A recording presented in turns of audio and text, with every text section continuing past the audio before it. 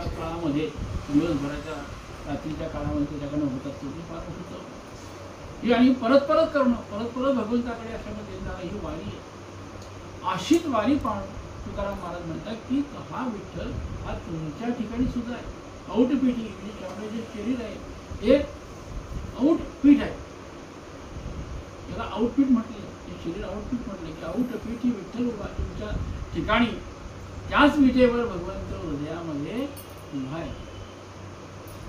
त्याला आत्माराम असं आपण म्हणतो, त्याला आत्मा असं म्हणतो, त्याला परब्रह्म आपण असं म्हणतो. तर तुमच्या शरीरामध्ये तो फार लांब नाहीये, दूर नाहीये.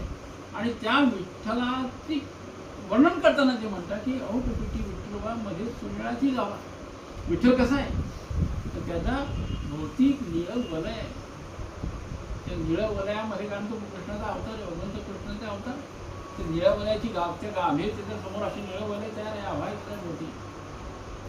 आणि कोटी मदनाची आभा, इतकं लावण्यवत सुंदर ते भगवंताचं रूप आहे की तिथे कोटी मदन सुद्धा अपुरे पडतील एवढं ते भगवंताचं स्वरूप जे आहे ते अत्यंत सुंदर आहे, मोहक आहे. ते एकदा बघितल्यानंतर तिथून नजर हटत नाही.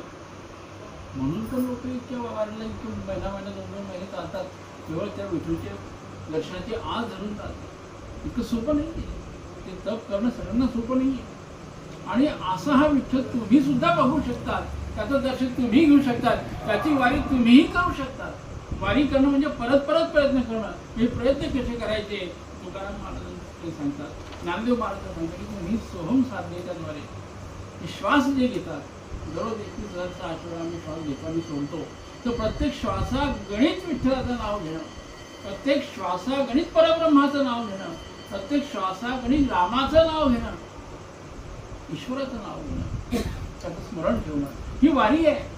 आणि ही वारी सतत चालू ठेवायची. एक श्वास येतो, दुसरा जातो, एक येतो, पुन्हा जातो, येतो जातो. ही वारी आमची ही वारी आहे. आम्हाला ती वारी करायची आहे, पण त्याच वारीने आम्हाला भगवंत मिळेल त्याची शाश्वती कमी. पण या वारीने भगवंत मिळेलच याची शाश्वती आहे. म्हणून ही सोहम साधना ही वारी आमची वारी आहे. त्या श्वासाकडे परत परत परत परत मन परत आमचं असं करत असताना पुन्हा पुढे परत भरकटतं. पुन्हा आम्हाला त्या आमच्या श्वासाचा विसर पडतो.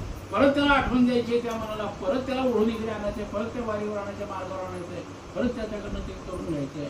हा जो अभ्यास आहे ही विठ्ठलाची वारी आहे.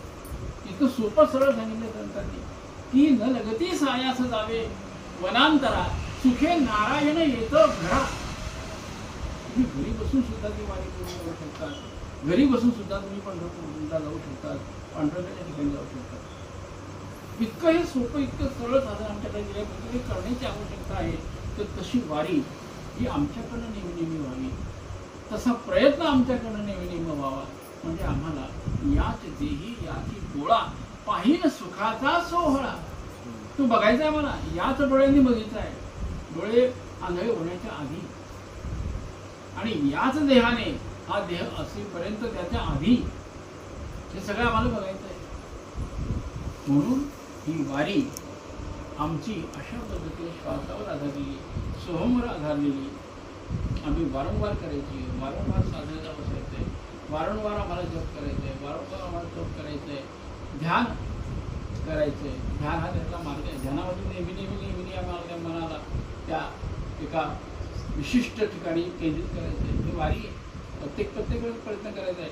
1 वर्ष लोक वारी करतात, 2ऱ्या वर्षी करतात, 3ऱ्या वर्षी करतात, 12 वर्ष वारी केली म्हणजे मनुष्याचा उद्धार होतो असं म्हटलं. तसं हे 12 वर्षात तप आहे. आम्ही असं जर तप केलं, अशा पद्धतीची वारी केली तर आमचं सुद्धा त्यामध्ये जीवनाचं कल्याण होणार आहे आणि भगवंताची आम्हाला भेट घडणार आहे. अशा प्रकारची वारी आमच्याकडनं व्हावी ही भूमिका आजच्या दिवशी आम्ही आमच्या मनामध्ये ठसवली पाहिजे. म्हणजे आम्हालाही त्या वारीचं पुण्य मिळेल, त्या भगवंताचं दर्शन होईल आणि आमचं जीवन, मनुष्याचं जीवन जे आहे ते सफल होईल. आणि मनुष्य म्हणून जसं जन्माला आलो तसं मरताना सुद्धा आम्ही मानव म्हणूनच मेलं पाहिजे, दानव म्हणून आम्ही मरू नये, हे इथे अपेक्षित आहे. अशी वारी आपल्या सगळ्याकडून व्हावी ही भगवंताच्या चरणी, पांडुरंगाच्या चरणी आपण पुन्हा विनंती करू की आमच्याकडे अशी वारी घडून घ्यावी आणि आम्हालाही त्याचं दर्शन व्हावं. ही भावना ठेवून या प्रसंगी थोडं चिंतन आपल्यासमोर मांडावं, त्या भूमिकेतून काही विचार मांडलेले. रामकृष्ण.